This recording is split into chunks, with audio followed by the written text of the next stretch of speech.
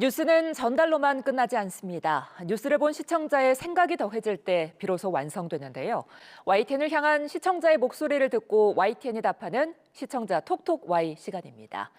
오늘은 어떤 의견이 들어왔을까요? 지금 바로 확인해 보시죠. 안녕하세요, 황지연입니다.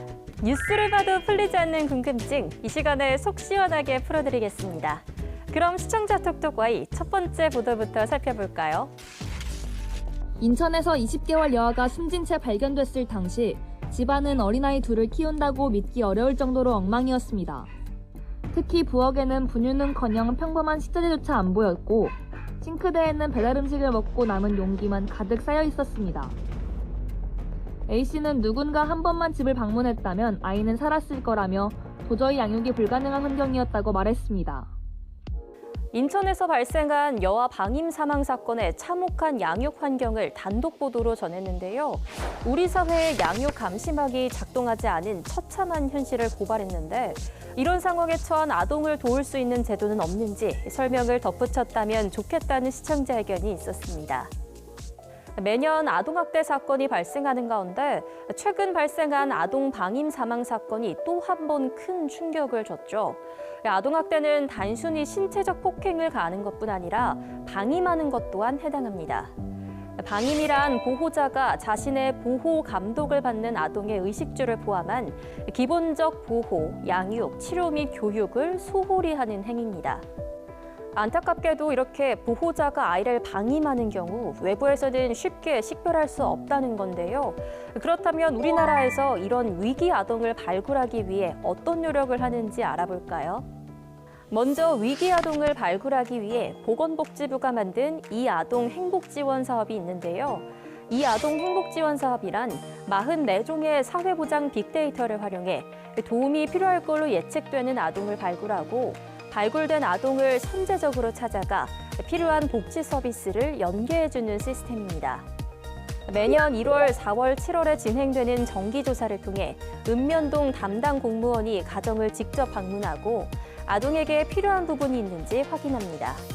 여기서 조사 대상이 되는 아동은 장기 결석, 예방접종 미접종, 아동수당 미신청, 사각지대 위기가구 아동 등이 해당되는데요.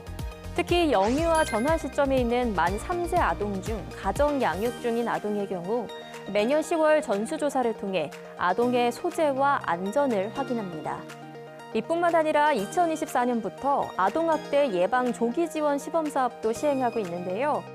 이 사업은 아동학대로 신고된 후 학대 판단 이전 단계에서 긴급 지원이 필요한 아동과 학대에 이르지 않았으나 위험 요인이 있는 가정을 대상으로 예방적 서비스를 제공하는 사업입니다. 올해부터는 아동학대 신고 가정뿐 아니라 위기 아동 발굴 시스템을 통해 확인된 아동도 지원 대상에 포함되고요. 지원 가정도 기존 400가정에서 600가정으로 50% 확대됐습니다.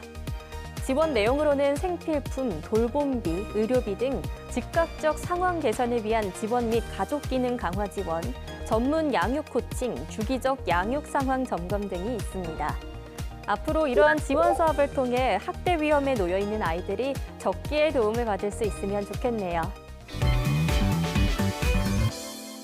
다음으로 두 번째 시청자 궁금증은 무엇일지 보도 먼저 확인해 볼까요? 개인정보 3,300만여 건이 유출된 쿠팡 사태와 관련해 쿠팡을 상대로 한 첫 집단 손해배상 청구 소송이 시작됐습니다. 쿠팡을 상대로 한 손배 소송 가운데 변론 기일이 열린 건 이번이 처음입니다.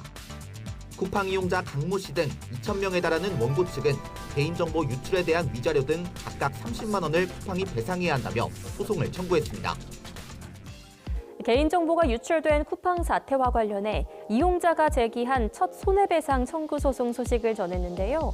손해배상에 대한 위자료 수준인 30만 원이 적정한지 궁금증이 남았는데 과거 유사한 대규모 개인정보 유출 소송 사례와 비교해주면 좋겠다는 시청자 의견이 전해졌습니다. 지난해 11월 쿠팡의 대규모 개인정보 유출 사건이 밝혀지며 파장이 컸죠. 이후 지난달 처음으로 2,000명에 달하는 이용자가 제기한 집단 손해배상 소송의 첫 재판이 열렸는데요. 이용자 측은 쿠팡이 이용자 1인당 30만 원을 배상해야 한다고 주장했습니다. 그렇다면 과거 다른 개인정보 유출 사건 당시 배상 금액은 어느 정도 수준이었을까요? 국내 주요 사건 판례를 보면 2016년 인터파크가 사내 PC를 통한 전산망 해킹으로 2,050만여 건에 해당하는 개인정보가 유출되는 사건이 있었는데요. 인터파크 회원들은 단체로 1인당 30만 원의 손해배상 청구 소송을 제기했고 1인당 위자료 10만 원의 원고 일부 승소 판결에 따라 인터파크 측이 1인당 10만 원을 배상한 사례가 있습니다. 또 다른 사례로는 2017년 있었던 숙박 중개 앱 여기어때의 대규모 개인정보 유출 사건이 있었습니다. 이용자 97만여 명의 숙박 정보와 회원 정보 등이 유출됐고 회원 300여 명이 집단 소송을 한 건데요. 법원은 피해 회원 1인당 최대 40만 원씩 배상해야 한다고 판단했습니다. 자세한 내용을 살펴보면 소송을 제기한 원고 중 해킹으로 숙박 예약 정보가 유출되고 해커로부터 성적 수치심을 유발하는 문자 메시지를 받은 회원들에게 각 40만 원, 숙박 예약 정보가 모두 유출된 회원들에게 각 20만 원, 숙박 예약 정보가 유출됐으나 이름이나 전화번호가 남의 것이었던 회원들에게 각 10만 원, 개인정보 중 이메일만 유출된 회원들에게 각 5만 원을 배상해야 한다고 판결했습니다. 하지만 이 같은 경우는 흔하지 않은데요. 국내에서 기업이 개인정보 유출 피해에 대해 현금 지급을 선택한 사례는 거의 없고 대부분 쿠폰이나 포인트 등 비현금성 보상 중심이었다고 합니다. 쿠팡의 개인정보 유출에 관한 소송도 앞으로의 과정을 지켜봐야겠네요. 오늘의 마지막 주제에 대한 시청자 의견 이어서 확인해 볼까요? 네, A씨는 과거 다른 피해자에게 저지른 성범죄로 전자발찌를 10년 동안 투착해야 했습니다. 하지만 이 전자발찌는 이번 스토킹 사건 피해자와는 연동되지 않아 A씨가 피해자에게 접근해도 별다른 경보가 울리지 않는 상황이었습니다. 만약 잠정조치 3회 2호가 적용됐다면 A씨의 전자발찌와 피해자의 휴대전화 등이 법무부 시스템에서 연동됩니다. 전자발찌를 찬 남성이 스토킹하던 여성을 살해한 사건을 전한 보도였는데요. 경찰 대응의 문제점을 부각하는 동시에 피해자 보호장치로는 어떤 것들이 있는지 설명했다면 제도의 실효성을 강조하는 효과를 더했겠다는 시청자 의견이 있어 가지고 와봤습니다. 최근 관계성 범죄로 인한 사건, 사고 소식들이 유독 자주 들리는데요. 실제로 스토킹 처벌법이 제정된 2021년 이후 스토킹 교제폭력 신고는 2022년 10만 건대에서 매해 증가하는 추세를 보였습니다. 관계성 범죄는 강력 범죄로 이어질 수 있어 초기 대응과 예방 대책이 중요한데요. 그렇다면 스토킹 신고를 했을 때 경찰이 어떤 조치를 하는지 알아볼까요? 경찰의 조치는 상황에 따라 세 가지로 나뉘는데요. 응급조치, 긴급응급조치, 잠정조치입니다.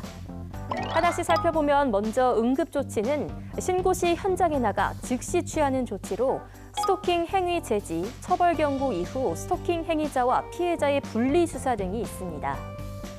다음으로 긴급응급조치는 경찰이 신고를 받았을 때 스토킹 행위가 지속적으로 이어질 우려가 있어 예방을 위해 조치가 시행되는데요. 100m 이내의 접근을 금지하고 전기통신을 이용한 접근을 차단하는 유형입니다. 보도에서 언급된 잠정 조치도 알아보면 스토킹 범죄 재범 우려가 있는 경우 취하는 조치인데요. 이때는 피해자에 대한 스토킹 범죄 중단에 관한 서면 경고, 피해자 또는 그의 동거인, 가족이나 그 주거 등으로부터 100m 이내 접근 금지, 피해자 또는 그의 동거인, 가족에 대한 전기통신을 이용한 접근 금지, 위치 추적 전자장치의 부착, 국가경찰관서의 유치장 또는 구치소 유치인데요. 잠정 조치들 중 하나 또는 여러 개를 병행해 조치 가능합니다. 이번 사건의 경우 가해자가 이미 위치 추적 장치를 차고 있었음에도 잠정 조치 신청이 누락돼 피해자 보호에 활용하지 못했다는 점에서 경찰의 안일한 대응이 문제로 지적됐는데요. 더 이상 스토킹으로 인한 피해자가 발생하지 않도록 피해자 보호 제도가 촘촘히 작동하면 좋겠네요.